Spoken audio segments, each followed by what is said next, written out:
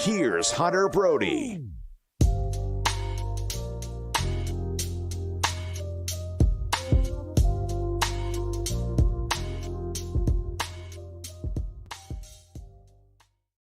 Talk about a doozy in South Philadelphia last night.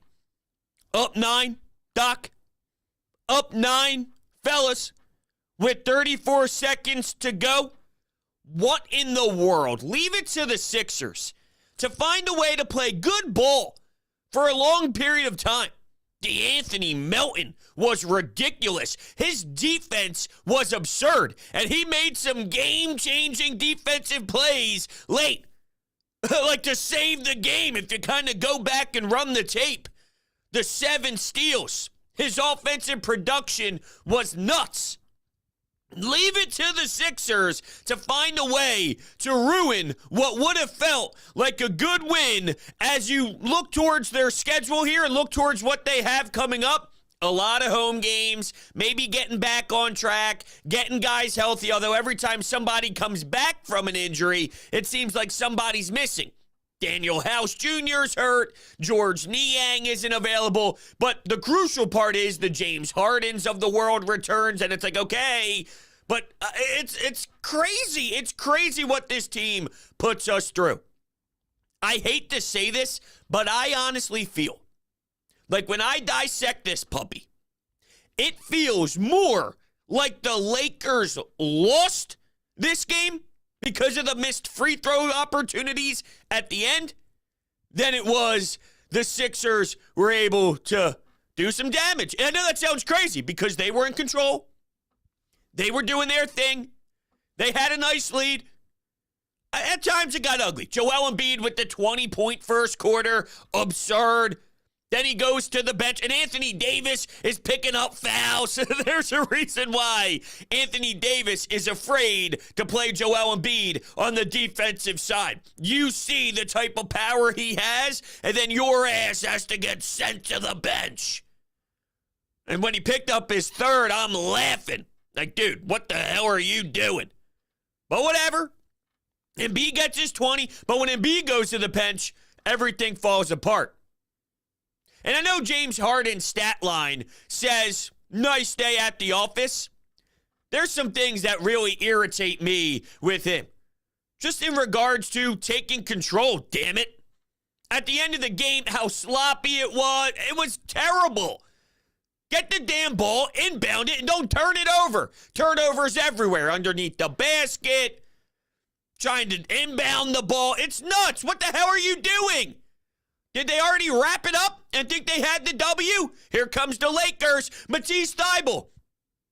He actually had some decent sequences where he's by the basket and he's putting it up. He's scoring points. Yet Matisse Thybulle, you fool, with the foul at the end. This isn't the first time we're bringing this up. If a defensive specialist is going to be part of your craft, which it is, because realistically that's the only side to his game that, in theory, is consistent enough to give him some life in this league. Remember what happened when Ben Simmons and the Atlanta Hawks and all that nonsense? There was more to it. Matisse Thybulle, why haven't you learned? It's okay to make a mistake. We all make mistakes. But with Matisse, that's something that has already been a problem in the past with you, and yet you somehow do it again. It is completely unacceptable. This team right now, they're not fun. They suck the joy out of hoops for me. And I'm not telling you they're going to stink forever. I'm not telling you they're never going to figure this out because there's a lot of talent on this roster. I believe Anthony Melton gives them a player that they haven't had in years past, which is a huge addition. The kid can ball. There's a reason why the Memphis Grizzlies were a bit upset when he was no longer on their team, and you're seeing why. He has some ups and downs to this point. Like sometimes it has been a little rough, but when he's locked in and loaded, he's a scary weapon. Tyrese getting back. There's a lot of talent there. Can they put it together is the question. And, of course, that means the focus shifts to Doc Rivers. I'm not a Doc Rivers hater. I'm not a Doc Rivers lover. You want to get rid of Doc Rivers? Fine. I mean, you look at the Phillies and the Joe Girardi thing, I thought, what's that going to do? It's a baseball manager. Here comes Rob Thompson. A lot of things changed. It's worth a shot. It's worth a shot. That's all I'm saying.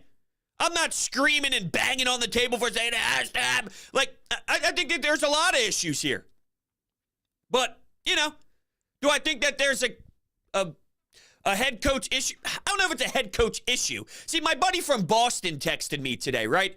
And he goes, oh, yeah, what are you saying about my coach now? Because before the season began, I'm making fun of the Udoka situation, and I'm looking at Boston going, look at what's happening inside your organization. And Boston looks scary.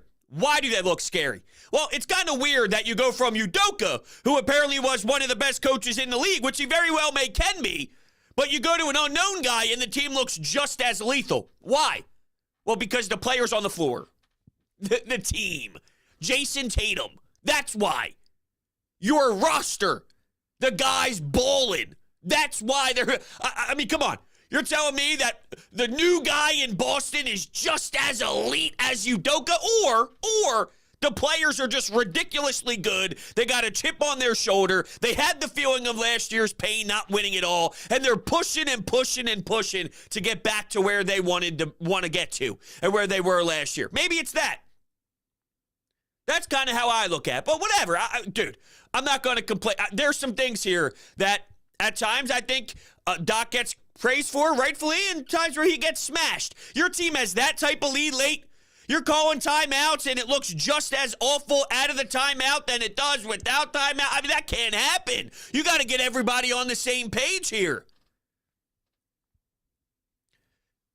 This team has been through a lot right now with guys injured. But the problem is they just came off of a road trip, right? They go 0-3 on the roadie. What they did so well without their top players is they played hard and they won games they probably shouldn't have undermanned. Well, when you follow that up with the double overtime debacle in Houston, it just deflates everything. It kind of washes it out. Now it doesn't feel as good. Now it's not as big of a stretch as you thought it was. Now, I guess you could say, well, if you didn't win those games and then you still went 0-3, it could have been a tragedy. Okay, but you did it. You won games you shouldn't have when you were undermanned, and then you went on a roadie and were awful. Now, the Cleveland lost. That one was more of Cleveland hit every single shot. You could be playing lethal defense, and they just had one of those nights. You saw this a few years back. I believe it was the year with Richardson, Al Horford, and when we thought that they would be a little bit better, and they sucked, they played Milwaukee on Christmas Day, and they shot 5,000% from the field. That type of stuff is just going to happen, where it's their night. Okay, whatever. You chalked it up to one of those nights. They go to Memphis, and it was a battle. It was kind of a game where both teams were in it. Unfortunately, there was a Steven Adams stretch against Joel Embiid, where he kind of took his lunch money, and from there, the Memphis Grizzlies were able to succeed. But, I mean, there was some other things in there, like the fast break points after the first half was 17-2, and Memphis took advantage of that. So, you know, and then the Houston one was just unacceptable. Unacceptable. I'm not telling you this team can never figure it out, because, once again, there's a lot of talent here, and Joel Embiid is ridiculous. But at the same time, it just feels like something's off. I don't know what it is. I don't know what to put my fingers on. But there seems to be some sort of, I don't know, I mean, late game situation stuff, right? We just witnessed what happened against the Lakers. One of the ugliest things I've ever seen. Against Houston, in Houston, a team that blows. Joel Embiid with a couple passes that go out of bounds. Jump passes, the ball's going to nobody, unacceptable. Harden with a late possession, hideous. Pathetic, if you can even date back that far to the Houston game. You're talking down the stretch, terrible, terrible, terrible basketball. My one positive, I think, against the Lakers with Harden was more about the mid-range J. That needs to be incorporated into his game. And I actually praised that before he got injured and thought that that was definitely noticeable, that he was taking more of those mid-range J's from the free throw line area, a little bit off to the side. Well, yeah, I mean, that's difference-making for the layers of his game, considering we know what he does with isolation ball up at the top of the perimeter and his step-back threes, and he likes to drive. But if you can incorporate the mid-range, well, it changes what defenses have to do. But there's still something missing from that. And I know James Harden's phenomenal, but the ball gets sticky in his hands at times. And that does have to change. And now that doesn't mean that I think he stinks, he blows. I got one buddy in a group chat of mine where every single day, this guy's pathetic. We could have been better with so many different players for Ben Simmons. Daryl Morey's a fraud, right? Everything's atrocious. Ben Simmons didn't want to play here. He stinks. You got James Harden in return. You're acting as if you remember, there were other names out there, but that doesn't mean the other team was automatically going to sign on the dotted lines to go get Ben Simmons. Maybe they didn't want Ben Simmons. Oh, Tyrese Halliburton. Well, maybe there was a reason why they didn't trade Tyrese Halliburton for Ben Simmons. It wasn't an automatic lock. No matter what was said publicly out there, this and that. You know, so many different teams and franchises and owners and presidents want to leak information for a reason. We don't know what is true. But for them to acquire James, for that, cool. That's fine. But yeah, there's some things that have to change now that you kind of see what's happening here with him. Facilitation is something he's very strong at, but we got to maximize the ball movement at times. Got a lot of guys that need the ball in their hands. Harden, Embiid. I think Shake Milton is one. You know, I mean, he went from a lot of playing time to things are clearly going to dwindle now because of who's returning to the lineup.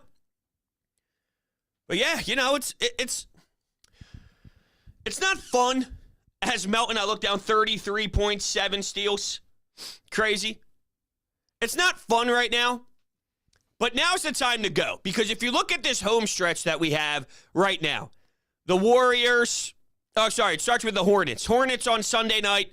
You get the Hornets, the Kings, the Warriors, the Raptors, the Pistons, the Clippers. These are all home games. I got to see something strong out of this crew during these home games.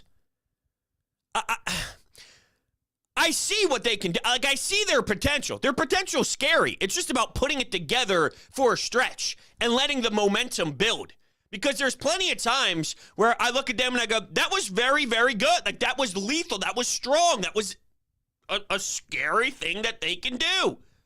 But then the next night, they collapse. The next night, terrible ball movement, can't make any baskets. And sometimes you can live with not making baskets. Sometimes it's not your night. But there's a flow to the offense, or a lack thereof. Or the defense is miserable. We know the numbers aren't going to be as good as they were when Harden was out, when Maxi's out. That could be a difference maker for the most important games of the season with your guard play, because Maxi's not a good defender. You know Harden's not a good defender. Milton's not a good defender. DeAnthony Melton is. But is that what gets picked on? You got a big man in Joel who can stand his ground, rim protect. He's scary good on the defensive end. And then, of course, his 20 points in the first quarter. How about that step back three to end the first quarter? The jam as he's going to the basket.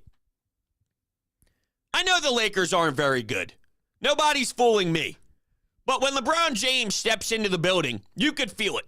There was a different level of energy at the Wells Fargo Center because LeBron's in town. They're a team that's struggling to find their identity too. Westbrook off the bench, he stinks.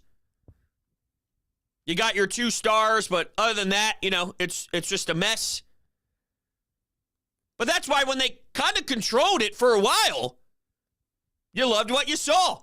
But in typical Sixers fashion, they make it feel like a loss. And the overtime, that's good.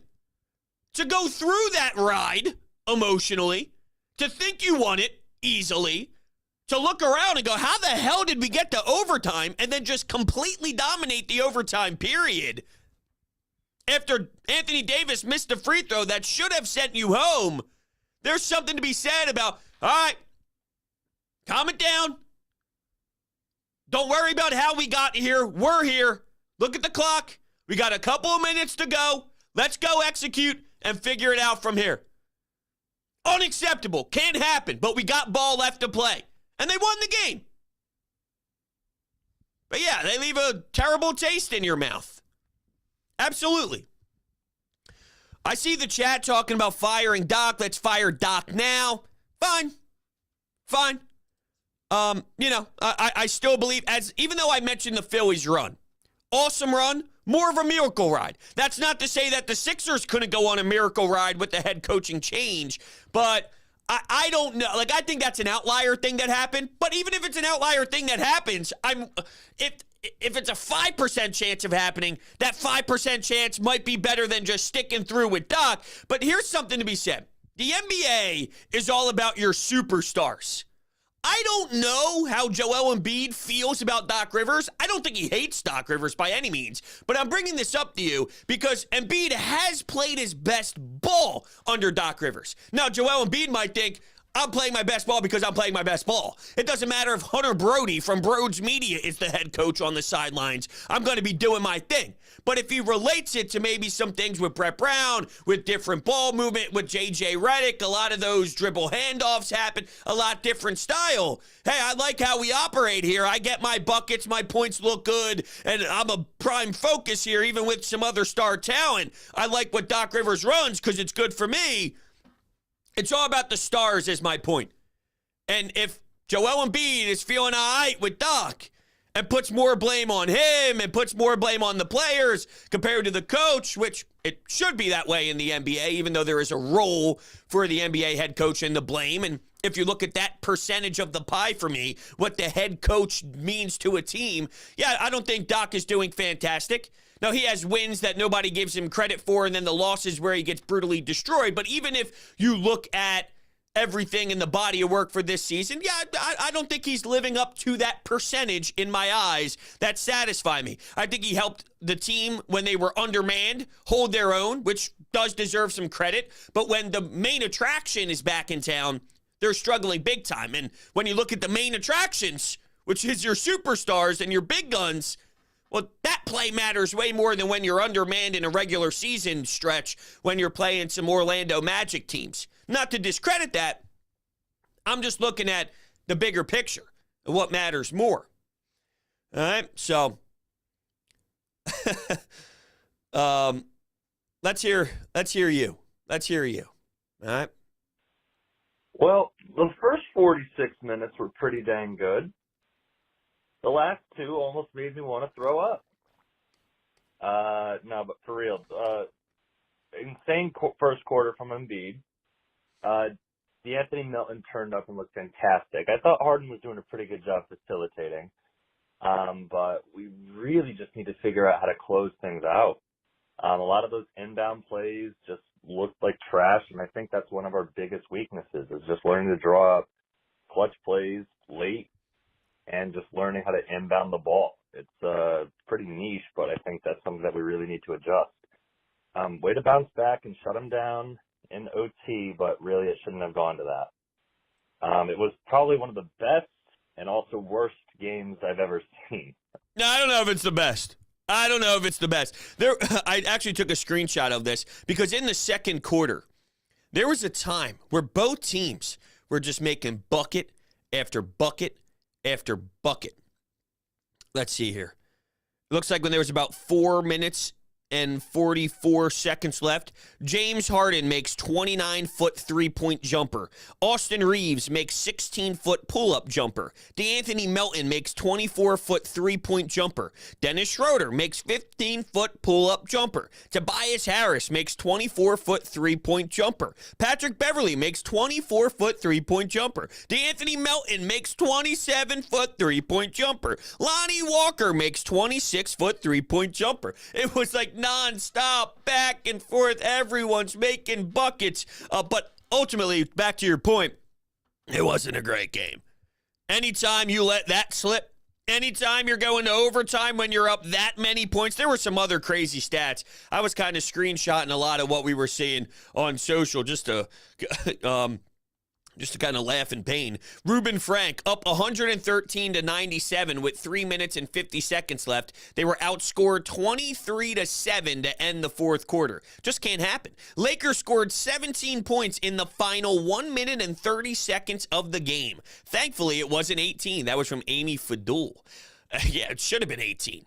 It should have been 18. That's why I look back at it and go, you know what? The Lakers, even through it all the painful, I'm sure, possessions that Lakers fans thought they had, and good for Lakers fans because I'm sure they're thrilled that Aaron Judge signed with the Yankees. I'm sure they're loving whatever the Duke Blue Devils are doing, and the Cowboys have a game this upcoming week. I'm sure they're all thrilled with all of their fans and all their teams, the front runner frauds that they are. But yeah, I'm sure that they were disgusted with a lot of the possessions that they had. They should have won the basketball game. Because if the shoes were on the other feet and the roles were reversed and Joel Embiid was at the line because, well, Anthony Davis, fine, let's say James Harden. If Joel Embiid is the LeBron James and Anthony Davis is the James Harden, if James Harden's at the stripe, after being able to come back from that level of deficit with the game on the line on the road, and it goes in and around, and his face is like, whoa, you got to be kidding me. And then the Sixers lost in overtime. You bet your ass we go back to that time and go, dude, you're our guy. You get paid the big bucks. You're our number two. You're the Robin. You have to close the door. You have to finish the job. Now, that tells you, I think, a little bit of the description of who the Lakers are. An underachieving team with massive talent that just can't figure it out. Are the Sixers in the same boat? Maybe not the same boat as the Lakers, but in a broad sense, maybe something similar but better. Like better than the Lakers, but still a team with massive amount of great basketball players that just can't figure out the proper mesh. I don't know. What a wild sequence. I couldn't believe it. I couldn't believe it. My wife came in the door because she was out and about. And she came home. There was a couple minutes left in the fourth. I threw it on my iPad while I went into the kitchen so I can keep my eye on things. Talk to her about what was going on. I'm like, what the hell am I watching? What are we doing, Doc? Fourth quarter, like this team, it feels like this team, part of what we've been watching for years now, years, is closing out better. I feel like we can all hit a time machine. Go back 4 years. Think about late game situations. And we'll be talking the same.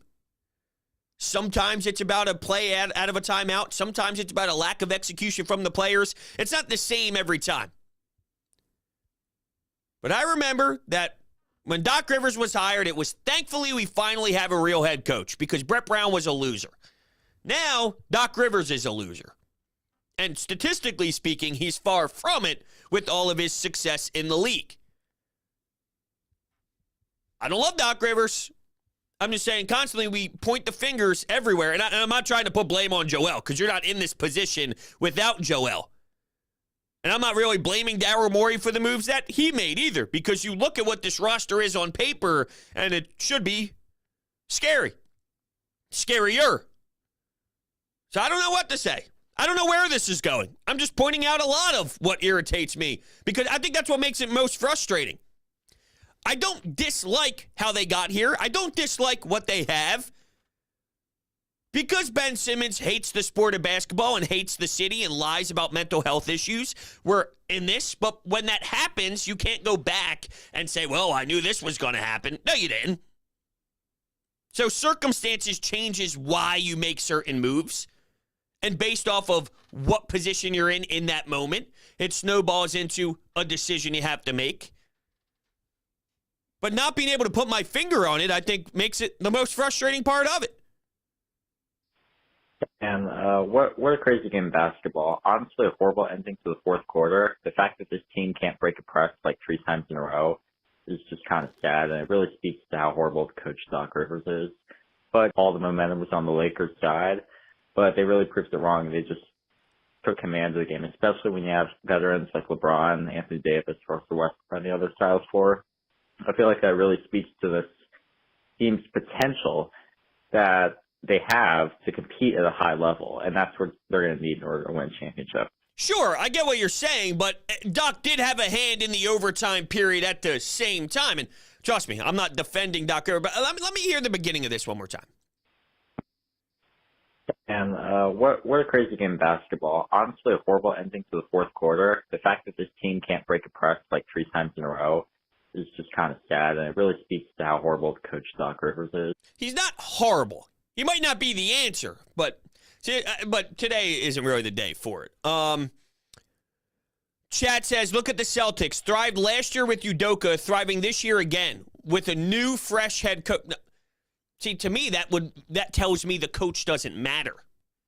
That tells me the coach doesn't matter. That tells me the players are taking it on their own. That's what that tells me. But I'd fire Doc. You know, yeah, it's a weird spot to be in. It's a weird spot to be in, where we're at right now with this Sixers team. They're not fun. We'll take one more and then maybe wrap it up. The Sixers survived by the skin of their teeth in a game where, let's face it, 9 times out of 10, or like 99 times out of 100, they easily run out the clock, and the game ends with the Sixers winning by double digits in regulation. I have no clue what happened. I have no clue what Doc Rivers was doing with his lineups or his execution or the general sloppiness from everyone on the team. They got really damn lucky that Anthony Davis missed one of his free throws, because they should have honestly lost this game. But hey, they took care of business in OT, and what can I say? But damn, that could have been catastrophic. No doubt. No doubt. And honestly, I think it still is. You talk to 100 Sixers fans about last night. Forget every other game that happened this season. Forget every game that happened last season. Forget every game that happened the season before. Talk about last night, and they're upset. You think it would be a loss, as it should be. My point is, you say catastrophic. Oh, this could have been catastrophic. No one's forgetting what just happened, and they shouldn't. I think we're more focused on the sad part of it and the reality of it than just the result or just the outcome, because we know that there is some sort of issue that's reoccurring here. And if you think of what you can do here, right? You're not going to make a massive trade. Tobias always gets thrown in there just because of the contract, even though he's been playing great ball this season and has really stepped up and been a nice leader here for you on the court, especially with a lot of your players not available for you. There's not many buttons to push. You're not trading Harden. You're not. I don't think you're trading Tobias for enough value in return when thinking of the postseason push that you're trying to make. Like, they're not just going to dump him for nothing. Like, I don't think you're there. So they value what he brings to the table. PJ Tucker's been an extreme disappointment, though. His offense is so bad. So bad. So bad. Passing up wide open looks, afraid to even shoot it. When he does, it's way off. It's been an embarrassment. And that's on him. That is on him. So get your head out of your ass and let's go. This team, looking at the buttons left to push. Doc is the one. You want to fire Doc? Fine. I'll co-sign. Absolutely. I just don't know if it's necessarily going to be the automatic flip that people expect it to be. But with that said, I was wrong about the Phillies. I think that's more of an outlier than something that happens all the time. But it does this is what it does do. It's a wake-up call. It's a wake-up call. It makes everybody look in the mirror and go, yo, dude, we just got the guy fired. We got to play better. That's what it does. Different presence in there, different voice. You've been hearing the same voice for a couple of seasons now. Changes some things up. I don't know. Maybe it just changes the sense of urgency. It's fine. Who's it going to be, though? I don't know. Would it be Sam Cassell? Would it be someone internally as close to Doc I thought Rob Thompson was too close to Joe Girardi with all of his years in New York, and their relationship turns out completely different. Maybe that's the case. A Dan Burke, a Yeager. I'm just spitballing who's kind of on the bench at this point, but maybe it's a Dave Yeager. I heard that there's a lot of respect for him. Fine. I'm just irritated because I'm more upset with. Once again, I'm not mad at Joel Embiid. I'm not mad at Tyrese Maxey. I'm not mad at DeAnthony Melton. I'm not mad at George Niang, who can give you 7 threes in a night and really help. Imagine him last night if he cashed in a couple threes, how crazy that place would be going. I'm a little annoyed with Harden, but I think he's kind of working back from an injury, and he's realizing that I do have to incorporate a different style to my game at times. I don't think he's unwilling. It's more just about getting that feel and learning who he's playing with and finding that mix. I'm not mad at them because I don't think it's for a lack of understanding, but at the same time, I'm not getting that feel. But if we want to tie this back to the Phillies before we shut it down, I hated the Phillies' personality through September. Despised them. Hated them, really. Couldn't stand a lot of them. Brutal. Couldn't relate to them at all. They made the playoffs. They went for a rip.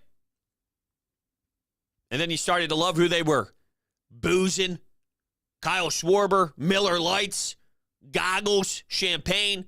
Now, the difference is in the NBA, you don't have miracle runs as much.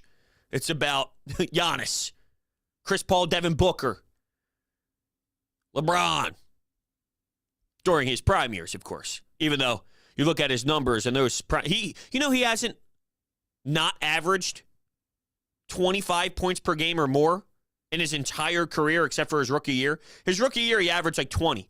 Other than that, 25 points per game and more in every season of his career while racking up assists. I've never seen anything like it. Never seen anything like it. But anyway, that's where we're at. Just not a fun bunch right now. A lot of home games here in a row. Maybe they can figure it the hell out. Thank you, guys. I love you. Enjoy your weekend. Recording this on a Saturday morning. We got some Eagles ball coming up this weekend.